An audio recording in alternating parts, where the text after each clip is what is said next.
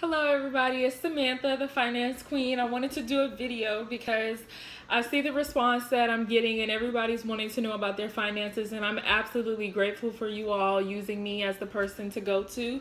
So this video was just about an overall turnaround of your finances. A lot of people don't know how to turn their finances around, how to even structure it or straighten it out. So this video will help you go over a little bit. So just to start with the education of finance. In school, we really weren't taught anything about finances.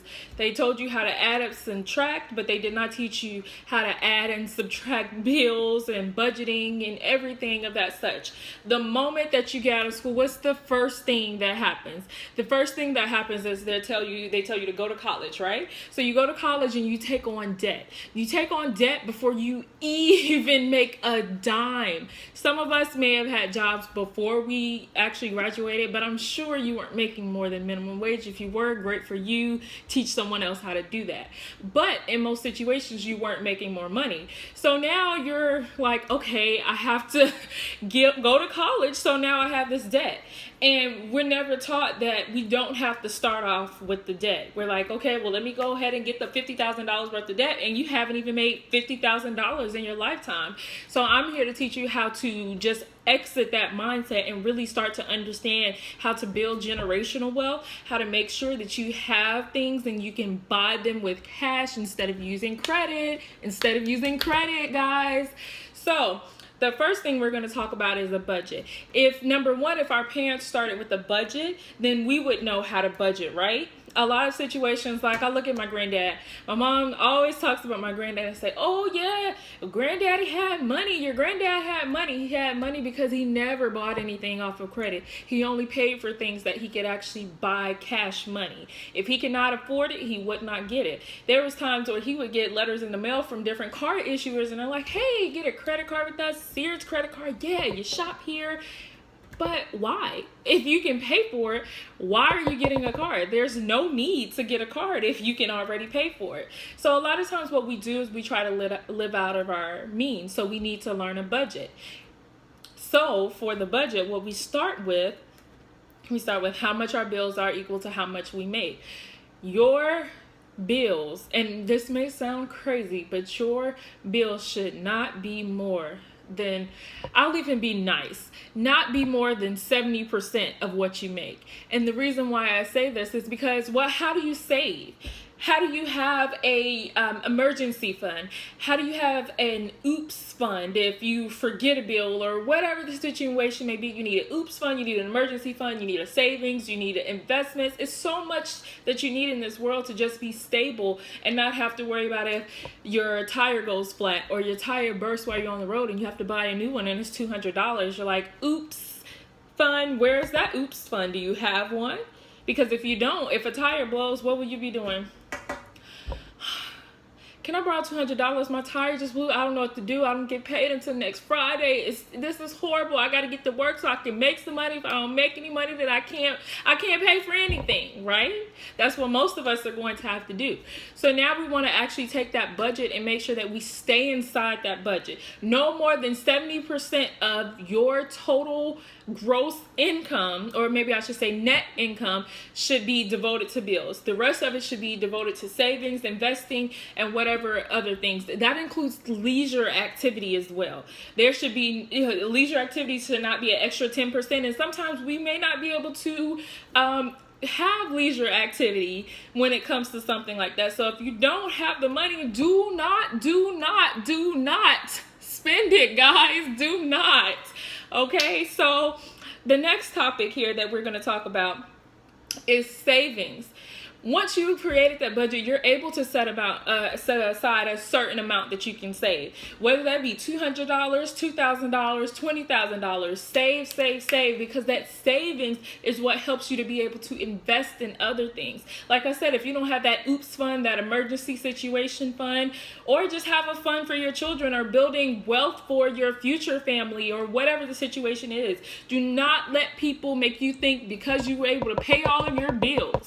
What's that mean? You're able to, I was able to pay all my bills and so I'm living good. If you can only pay all your bills and you cannot you don't have any money to save, you cannot do anything else, you have to sit there and live in a box because you can only pay your bills, let's reevaluate that budget. Let's reevaluate our finances. What do we need to do? And going into savings, another thing that I do want to mention is if you get a raise at your job, beautiful people, please do not think that you're supposed to spend more money. So that 70% that I just talked about, don't increase that. No. Lower the amount that you're actually spending. So now, instead of you spending 70%, you should only be spending 60% if you're getting a raise. Do not live above your means. Always live below. That's one thing that my granddad did. He always lived below his means, and guess what? He had money to give to his children. Unfortunately, it didn't trickle down to me, but he had money to give you. He never owed anyone. All of his residual bills, they still came in, but they were paid. And residual bills, what I mean by that is light bill, gas bill, water bill. Those are what are called residual bills because they continue to occur each month. So it's the residual bill. But yes, he still had money. He was able to buy what he wanted, buy what he needed, buy his children what he needed. He had 5 children and was able to buy them everything they needed for school, whatever it was. Even when my mom was in college, she didn't have to pay for anything. He would go and say, hey Lulu, you want to go shopping? She was able to do that. And that's what's truly, truly important, to be able to save and be able to buy things cash. Please don't let people fool you. So the next topic here is we're going to talk a little bit about credit. This kind of flows into what we've been talking about, because a lot of times they'll tell you, oh, well, let me just put this on my credit card. I'll pay for it later. You know good and well that you are not going to pay all of that back when you say that you are, because if you had to put it on your credit card, 9 times out of 10, really 10 times out of 10, you did not have the money in the first place. Do not trick yourself into thinking that you will put money back on a card that you did not have the money to pay for in the first place. If you don't have it, don't buy it. I don't care if it's shoes. I don't care if it's clothing. We all like to look nice. I'm a shopaholic as well. I understand. Clothes, shoes, gifts, anything. Don't spend your money on it.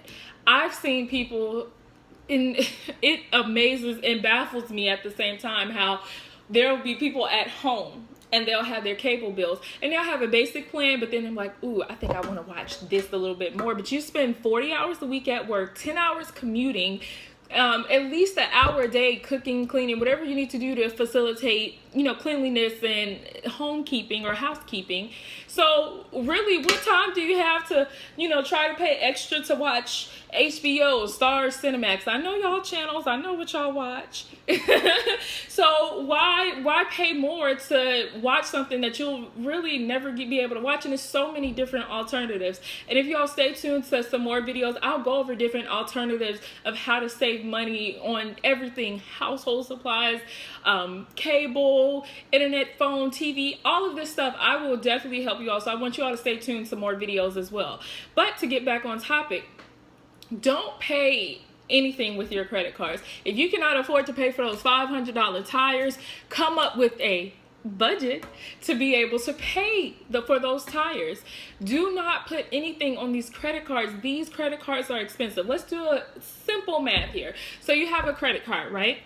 You have a $2,000 limit. Your interest rate is 24.99%. If you put $2,000 on there, you have increased your interest that you will owe. If let's just say you pay the minimum, which is usually 2 to 3%. 2 to 3% of a $2,000 limit is somewhere in between I would say $20. Usually most financial institutions round it to about $20. So now you have you have a minimum payment of $20. You have a $2,000 credit limit. So guess what happens? You pay that $20.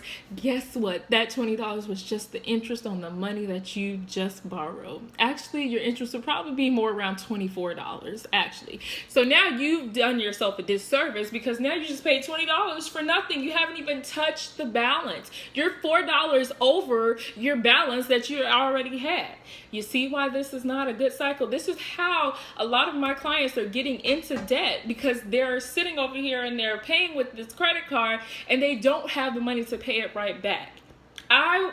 When I was a financial manager inside financial institutions, I used to have so many people come to me, can I do a balance transfer? I'd be like, sure, how much do you need to transfer? They have $10,000 worth of debt over here, $15,000 worth on this credit card, and all they're wanting to do is transfer it to another lower credit card. And they're like, well, you told me that you could get me the 0% for a year. You could get me the 0% for 15 months, so I should be able to pay it off. And they have no solid plan whatsoever, no financial plan of how they're going to pay it off.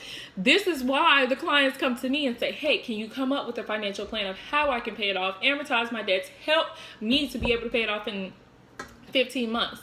Now, my job as a finance manager at the bank was not to tell you how you were supposed to pay it off in 15 months. What they really wanted me to do was just tell you, yeah, you can pay it off in 15 months, not give you any type of solid plan, but be like, yeah, you can pay it off in 15 months. Yeah, you can do it, and not tell you how to do it. But as a courtesy, because I love my clients and because I cared, I would tell you, this is how much you would need to pay it off in this amount of time. And I would tell you how to stick to the budget. I would go over your finances with you so you could do that. And this is why I said, hey, I don't really want to work for somebody if they're not going to really try to help these customers. I'm going to help you. So I teach you how to pay off these things with no interest or little interest. That way you can maximize your savings, maximize your budget, and maximize your money. So with credit, please follow me here.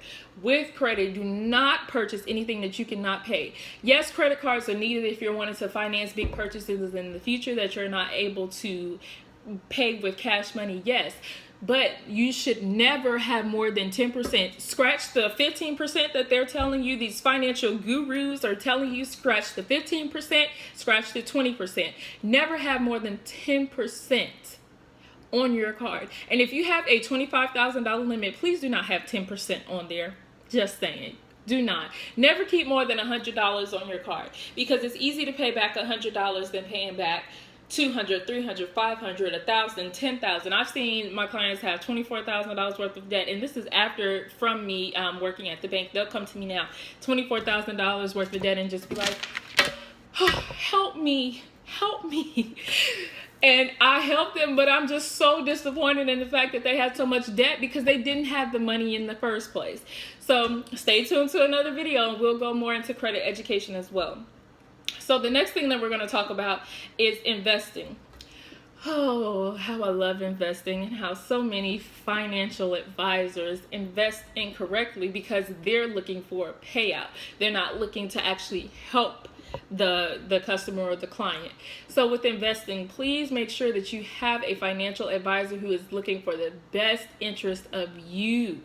Investing it can be tricky, but it can also be very simplistic if you make it and if you have the right person behind you who will be able to teach you what you need to do. Investing is not always just stocks and bonds and mutual funds. Investing can be an asset. It could be an asset that is like a home or anything. If you want more of a liquidable asset, then yes, you might go for, you know, the mutual funds or the stocks, because it's more liquidable than having an asset such as a house. But there's many ways that you can invest. A lot of times people don't know about diversity, or they say diversify, but they never go into detail of what diversity really is.